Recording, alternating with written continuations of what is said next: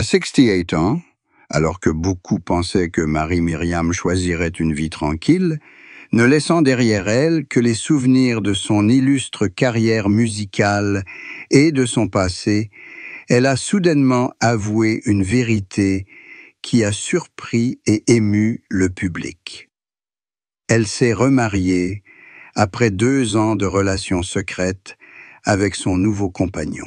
Ce n'est pas seulement une bonne nouvelle, c'est aussi un témoignage de la résilience d'une femme qui a connu de nombreuses pertes et chagrins, mais qui a toujours le courage d'ouvrir son cœur à l'amour. Cela prend d'autant plus de sens quand on sait que la vie de Marie-Myriam n'a pas été de tout repos.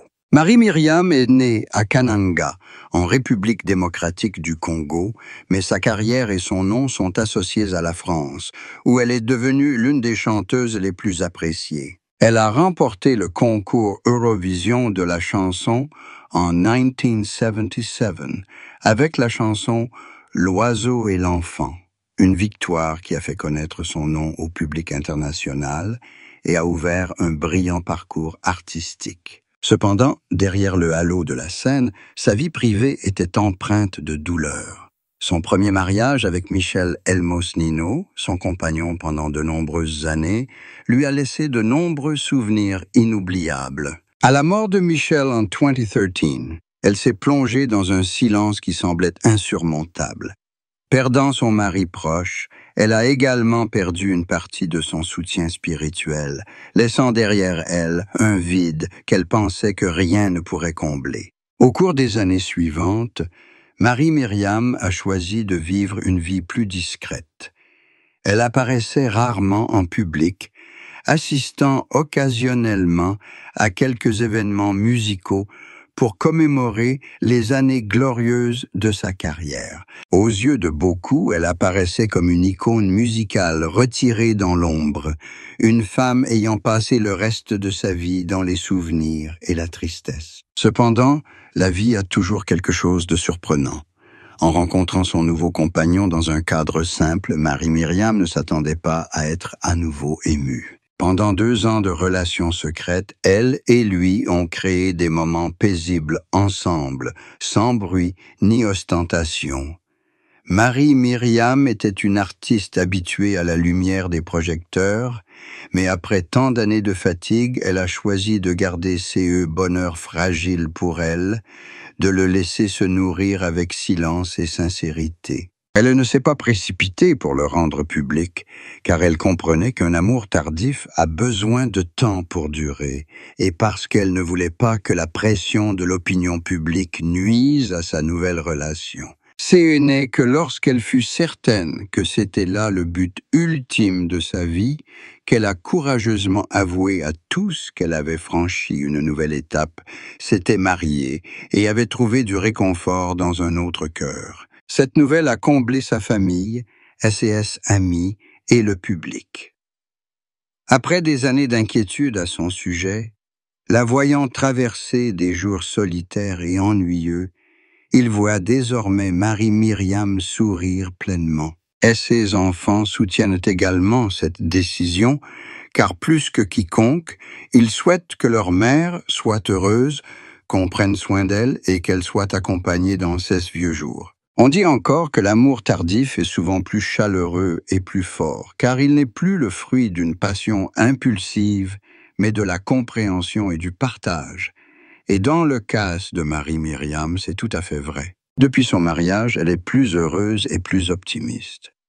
Et ses amis proches disent qu'elle sourit davantage, évoque rarement les pertes passées, préférant raconter des anecdotes simples du quotidien. Elle se promenait souvent avec son mari, participait à des événements culturels et chantait parfois lors de réunions intimes. Même si sa voix n'était plus la même, chacune de ses chansons restait un trésor inestimable pour son nouveau partenaire. Cette compagnie l'a aidé à retrouver son équilibre, à ne plus craindre le vide comme dans les années qui ont suivi la perte de Michel. Le plus précieux, c'est la façon dont Marie-Myriam a réappris à aimer, malgré son âge et les cicatrices qui la hantent. À 68 ans, elle a prouvé que le bonheur n'est jamais trop tard, que même après une rupture, on peut encore trouver la paix. Le public l'a contemplée et a compris un message. Ne jamais renoncer à l'amour, car il peut surgir quand on s'y attend le moins, même dans les années où l'on pensait qu'il ne restait que de la nostalgie. Le nouveau mariage de Marie-Myriam a également une signification particulière pour son image auprès de SAS fans.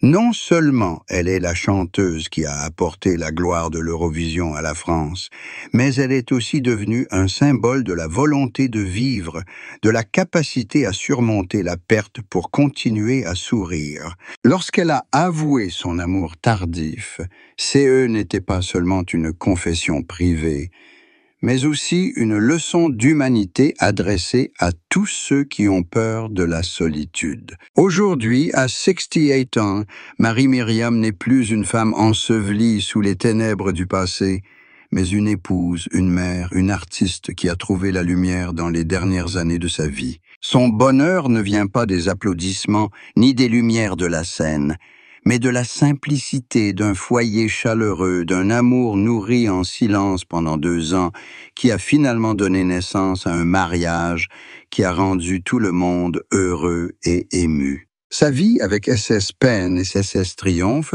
s'ouvre désormais sur un nouveau chapitre rempli de chaleur et d'espoir. À 68 ans, alors que beaucoup pensaient que la vie de Marie-Myriam ne se résumait qu'à de vieux souvenirs, à des après-midi paisibles passés à écouter des enregistrements de l'âge d'or, elle a soudainement annoncé la vérité sur son nouveau mariage. Cela a comblé de bonheur non seulement SAS amis, sa famille, mais aussi le public qui l'aimait.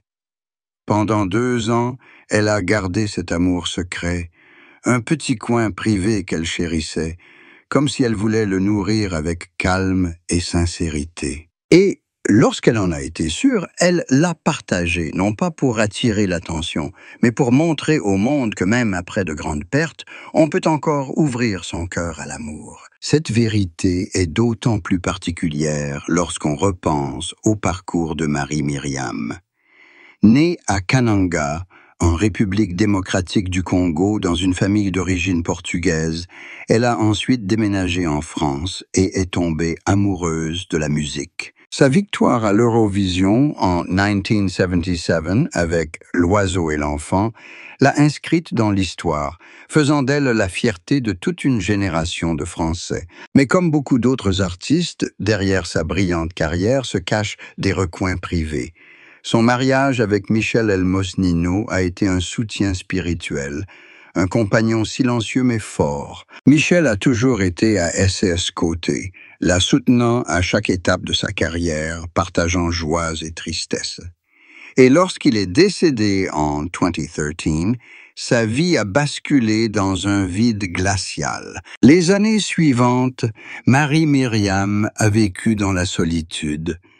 Ses proches s'inquiétaient de la voir apparaître de moins en public, se retirant discrètement des projecteurs. Elle a un jour avoué qu'il y avait des jours où, au réveil, elle avait l'impression que la grande maison n'était qu'un espace vide, le bruit de Suez pas résonnant, la rendant encore plus triste. Elle trouvait du réconfort dans la musique, mais même les mélodies familières lui brisaient parfois le cœur, lui rappelant le passé. On pensait qu'elle choisirait de fermer son cœur pour le restant de SAS jours, vivant avec les souvenirs de son défunt mari et de sa gloire passée. Cependant, l'amour revint. La rencontre avec son nouveau partenaire fut simple, sans prétention, mais ouvrit une nouvelle porte sur un cœur qui semblait fermé. Au début, elle hésita, craignant de ne plus avoir la force d'aimer à nouveau, que son âge et SAS blessures passées ne l'empêchent d'aller loin.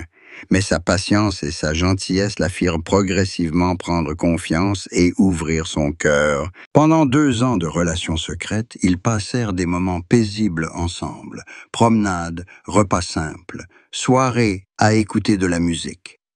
Nul besoin de luxe, nul besoin de se mettre en avant, juste être ensemble suffisait.